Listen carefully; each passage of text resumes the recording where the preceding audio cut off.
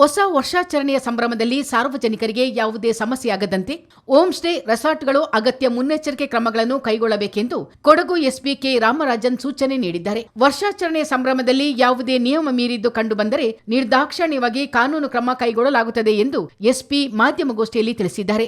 ಮದ್ಯಪಾನ ಮಾಡಿ ವಾಹನ ಚಲಾಯಿಸುವುದು, ಹೆಚ್ಚಿನ ಸಾಮರ್ಥ್ಯದ ಧ್ವನಿವರ್ಧಕ ಬಳಕೆ, ಮಾದಕ ವಸ್ತುಗಳ ಬಳಕೆ, ರೇವ್ ಪಾರ್ಟಿ ಇತ್ಯಾದಿಗಳ ವಿರುದ್ಧ ಮಾಹಿತಿ ಬಂದರೆ ಕಾನೂನು ಪ್ರಕಾರ ಮೊಕದ್ದಮೆ ದಾಖಲಿಸಿಕೊಳ್ಳಲಾಗುವುದು ಎಂದು ಎಸ್ಪಿ ಹೇಳಿದರು.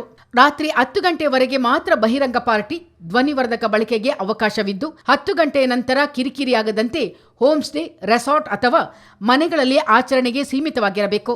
ಒಂದು ವೇಳೆ ರಾತ್ರಿ 10ರ ನಂತರವೂ ಮಿತಿ ಮೀರಿದ ಶಬ್ದದ ಧ್ವನಿವರ್ಧಕ ಬಳಕೆ, ಸಾರ್ವಜನಿಕವಾಗಿ ಪಾರ್ಟಿ, ಹೆಚ್ಚಿನ ಶಬ್ದದ ಪಟಾಕಿ ಬಳಕೆ ಇತ್ಯಾದಿಗಳು ಕಂಡುಬಂದರೆ ನಿರ್ದಾಕ್ಷಣ್ಯ ಕ್ರಮ ಕೈಗೊಳ್ಳಲಾಗುವುದು. ಇಂತಹ ಪ್ರಕರಣಗಳಿಗೆ ಆಯಾ ಹೋಮ್ ಸ್ಟೇ ಮಾಲೀಕರನ್ನೇ ಗುರಿ ಮಾಡಲಾಗುವುದು.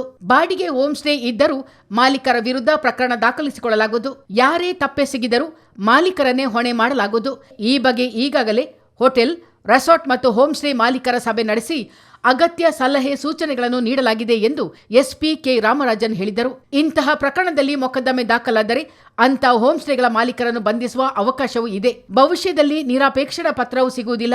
ಈಗಾಗಲೇ ಅತಿಥಿ ಗೃಹಗಳಿಗೆ ಸಂಬಂಧಿಸಿದಂತೆ ಎಲ್ಲ ಮಾಹಿತಿಗಳನ್ನು ಕಲೆ ಹಾಕಲಾಗುತ್ತಿದ್ದು, ಪ್ರಕರಣವೊಂದರಲ್ಲಿ ಪಾರ್ಟಿಯಲ್ಲಿ ಪಾಲ್ಗೊಂಡಿದ್ದ ಸುಮಾರು 50 ಮಂದಿಯ ವಿರುದ್ಧ ಪ್ರಕರಣ ದಾಖಲಿಸಲಾಗಿದೆ ಎಂದು ಎಸ್ಪಿ ಹೇಳಿದರು. ಸಾರ್ವಜನಿಕರಿಗೆ ತೊಂದರೆಯಾದ ಸಂದರ್ಭ 112 ಸಂಖ್ಯೆಗೆ ಕರೆ ಮಾಡಿ ದೂರು ಸಲ್ಲಿಸಬಹುದು ಎಂದು ಎಸ್ಪಿ ಕೆ ರಾಮರಾಜನ್ ಹೇಳಿದರು. ಸೊ ಇದರಲ್ಲಿ ಪರ್ಟಿಕ್ಯುಲರ್ಲಿ ಏನಂದರೆ ಸಾರ್ವಜನಿಕರಿಗೆ ಯಾವುದೇ ರೀತಿಯಲ್ಲಿ ಯಾರಿಗೂ ತೊಂದರೆ ಆಗಬಾರ್ದು. ಒಂದು ಸೆಕೆಂಡ್, ಯಾವುದೇ ಜೀವಹಾನಿ ಯಾವ ಸಂದರ್ಭದಲ್ಲಿ ಆಗುತ್ತೆ ಅಂದರೆ ಕುಡಿದುಬಿಟ್ಟು ಡ್ರೈವ್ ಮಾಡ್ತಾರೆ. ನೈಟ್ ಟೈಮಲ್ಲಿ ಕುಡಿದುಬಿಟ್ಟು ಗಾಡಿ ಓಡಿಸೋದು ಮತ್ತು ಇನ್ನೊಬ್ಬರಿಗೂ ತೊಂದರೆ ಆಗ್ಬೋದು. ಮತ್ತು ಹೋಮ್ ಸ್ಟೇಸ್ ಇರ್ತದೆ ಮತ್ತು ಹೋಟೆಲ್ಸ್, ರೆಸಾರ್ಟ್ಸ್ ತುಂಬ ಸೌಂಡ್ ಹಾಕಿಬಿಟ್ಟು ಸೆಲೆಬ್ರೇಟ್ ಮಾಡೋದು, ಉಳಿದವರೆಗೂ ತೊಂದರೆ ಆಗ್ತದೆ. ಇದನ್ನು ರೆಗ್ಯುಲೇಟ್ ಮಾಡೋದಕ್ಕೆ ನಮಗೆ ಆದೇಶ ಬಂತು. ಅದು ಎನ್ಫೋರ್ಸ್ ಮಾಡೋದಕ್ಕೆ ನಮ್ಮ ಆಫೀಸರ್ಗಳಿಗೂ ಕೂಡ ಎಲ್ಲ ಸೂಚನೆಗಳನ್ನು ಕೊಡಲಾಗಿದೆ. ಆಲ್ರೆಡಿ ಮೀಟಿಂಗ್ ಮಾಡಿ ಸೂಚನೆಗಳನ್ನು ಕೊಡಲಾಗಿದೆ. ಒಂದು ಆದೇಶ ಏನಂದರೆ ಅಪ್ ಟು 10 o'clock ಲಿಮಿಟೆಡ್ ಸೌಂಡಲ್ಲಿ ನೀವು ಸೆಲೆಬ್ರೇಟ್ ಮಾಡ್ಕೊಳ್ಬೋದು.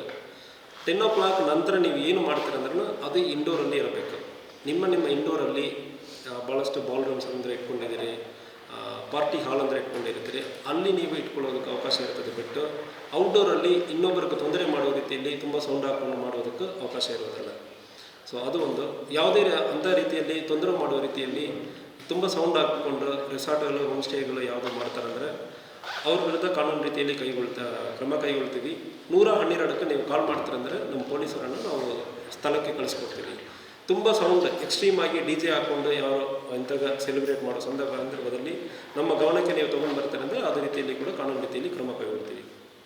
ಇದೇ ಸಂದರ್ಭದಲ್ಲಿ ಇತ್ತೀಚೆಗೆ ಭಾಳಷ್ಟು ಕಡೆ ಮಾದಕ ವಸ್ತುಗಳು ಇಡೀ ವರ್ಷ ಪೂರ್ತಿ ನಾವು ಮಾಡ್ತಾಯಿದ್ದೀವಿ. ಈಗ ಮಾದಕ ವಸ್ತುಗಳು ಮತ್ತು ರೇಪ್ ಪಾರ್ಟಿ ಯಾವುದೇ ಕಾರಣಕ್ಕೆ ಆಗಬಾರ್ದು ಅಂತ ಉದ್ದೇಶದಿಂದ ಇಂಥಾಗ ಯಾರ್ಯಾರು ಮಾಡ್ತಾ ಇದ್ದಾರೆ ಅಂದರೆ ನಾವು ಮಾಹಿತಿ ಕಲೆಕ್ಟ್ ಮಾಡ್ತಾ ಇದ್ದೀವಿ. ಒಂದು ಕುಶಾಲನಗರದಿಂದ ಒಂದು ಟೀಮ್ ಸೋಮವಾರಪೇಟೆ ಭಾಗದಲ್ಲಿ ಮಾಡೋದಕ್ಕೆ ಪ್ರಯತ್ನ ಮಾಡಿದ್ದಾರೆ ಅಂದರೆ ಗೊತ್ತಾಗಿ ಅವರನ್ನು ಕರ್ಕೊಂಡು ಬಂದು ಮಾದಕ ವಸ್ತುಗಳನ್ನು ಟೆಸ್ಟ್ ಮಾಡುವ ಸಂದರ್ಭದಲ್ಲಿ ಅವರು ಕೂಡ ಮಾದಕ ವಸ್ತುಗಳನ್ನು ಸೇವನೆ ಮಾಡಿರೋದು ಕಂಡು ಬಂದಿದೆ. ಮತ್ತು ಅವರು ಯಾರ್ಯಾರೆಲ್ಲ ಕರೆದಿದ್ದಾರೋ ಕಾಲ್ ರೆಕಾರ್ಡ್ಸ್ ಮತ್ತು ಬುಕ್ಕಿಂಗ್ ಯಾರ್ಯಾರೆಲ್ಲ ಮಾಡಿದಾರೋ ಅವರನ್ನು ಕೂಡ ಕರ್ಕೊಂಡು ಬಂದು ನಾವು ಈಗ ಚೆಕ್ ಮಾಡ್ತಾ ಇದ್ದೀವಿ. ಇದು ಬೇರೆ ಸುಮಾರು ಈ ಕೇಸ್ ಅಲ್ಲದೆ ಮಾದಕ ವಸ್ತುಗಳಲ್ಲಿ ಯಾರ್ಯಾರ ಮೇಲ್ಗಡೆ ಡೌಟ್ ಇತ್ತು ಅವ್ರ ಮೇಲ್ಗಡೆ ಸುಮಾರು ಈ ಲಾಸ್ಟ್ ಒಂದು 7-8 ಡೇಸಲ್ಲಿ ಸುಮಾರು 50 ಜನವನ್ನು ನಾವು ಈಗ ಐಡೆಂಟಿಫೈ ಮಾಡಿ ಟೆಸ್ಟ್ ಮಾಡಿದ್ವಿ. ಆದರೆ ಇದರಲ್ಲಿ 40ಕ್ಕಿಂತ ಮೇಲ್ಪಟ್ಟ ಜನರಿಗೆ ಈವನ್ ಸಿಂಥೆಟಿಕ್ ಡ್ರಗ್ಸ್ ತೊಗೊಂಡಿರೋದನ್ನು ಕಂಡು ಬಂದಿದೆ. ಅದರಲ್ಲಿ 2 ಪೆಡ್ಲರನ್ನು ಕೂಡ ಅರೆಸ್ಟ್ ಮಾಡಿದ್ದೀವಿ. ಸುಮಾರು 50 ಜನ ಈಗ ಆಲ್ರೆಡಿ ಐಡೆಂಟಿಫೈ ಮಾಡಿ ಟೆಸ್ಟ್ ಮಾಡಲಾಗಿದೆ. ಇದೇ ರೀತಿಯಲ್ಲಿ ನಿಮಗೆ ಯಾವುದೇ ರೀತಿಯಲ್ಲಿ ಮಾಹಿತಿ ಇರುವ ಸಂದರ್ಭಗಳಲ್ಲಿ 112ಕ್ಕೆ ಇಲ್ಲ ಸ್ಥಳೀಯ ಪೊಲೀಸ್ ಸ್ಟೇಷನ್ಗಳಿಗೆ ನೀವು ಇಮಿಡಿಯೇಟ್ಲಿ ಮಾಹಿತಿಯನ್ನು ನೀಡಬಹುದು.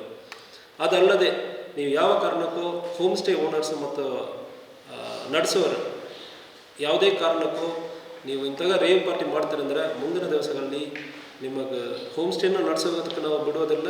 ಅದಲ್ಲದೆ FIR ಆಗುತ್ತದೆ, ಅರೆಸ್ಟ್ ಆಗುತ್ತದೆ ಮತ್ತು ಇದು ಆನ್ ಪೇಪರ್ ಇರ್ತದೆ. ಮುಂದಿನ ದಿವಸಗಳಲ್ಲಿ ಹೋಮ್ ಸ್ಟೇಸಕ್ಕೆ ಯಾವುದೇ ಕಾರಣಕ್ಕೂ ನಿಮಗೆ NOC ಸಿಗೋದಿಲ್ಲ.